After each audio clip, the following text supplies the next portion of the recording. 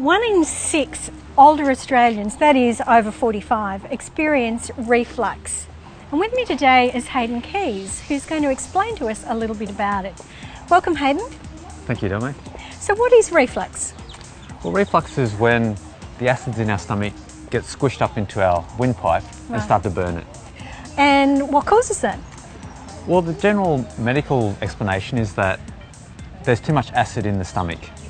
And so what they look at doing is just reducing down that acid to stop the burning.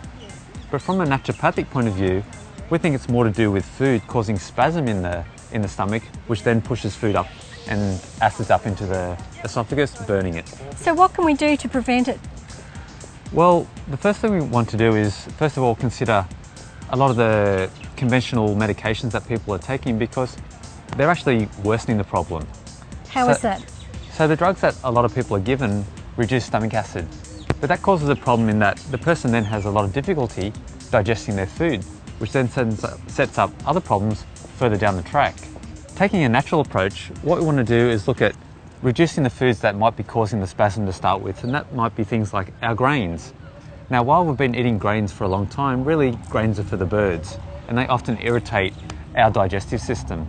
But then we can help with other things like using chamomile and peppermint, which are natural antispasmodics. Okay, so when you talk about digestive, is that a major concern for people, or is it just a minor issue that goes away easily? A lot of people do have digestive problems, so besides the reflux, they might be having irritable bowel. And so again, the grains that people are eating can be irritating their digestive system and causing that spasm that they get in the stomach and the wind that comes along with that.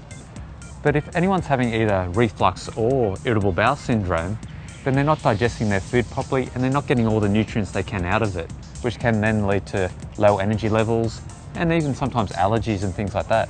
So it can actually lead into more serious diseases, is that right? Yeah, definitely, because our digestion is where we get all our nutrients from. So if we're not digesting properly, then we're going to start lacking nutrients over time, and then other diseases are going to result from that.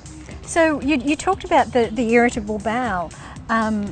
What causes that? Is that the wheat and the grains only, or? They're a main part of it, but also there can be an imbalance between the good and the bad bacteria that we naturally have in our gut. And I'm sure a lot of people have heard more about that over the years. So besides cutting out the grains, what else can we do? Well, we can look at rebalancing the good and the bad bacteria in our system. And most people have become familiar with the good and the bad bacteria from yogurts and the cultures that are in those. So what are 3 simple things that we can do to eliminate this? Well, the first would be just to cut out our grains. And I've seen many great examples that when people do that, basically the reflux and the irritable bowel disappear overnight. The second thing is balance the good and the bad bacteria. Okay. So maybe use some herbs that get rid of the bad guys and then reintroduce the good guys with some yogurt or a probiotic itself. And the third thing is just getting some digestive enzymes which just assist our own digestive processes. Once again, Hayden, some really good advice. And if you're looking for more tips, go to healthyremedies.com.au.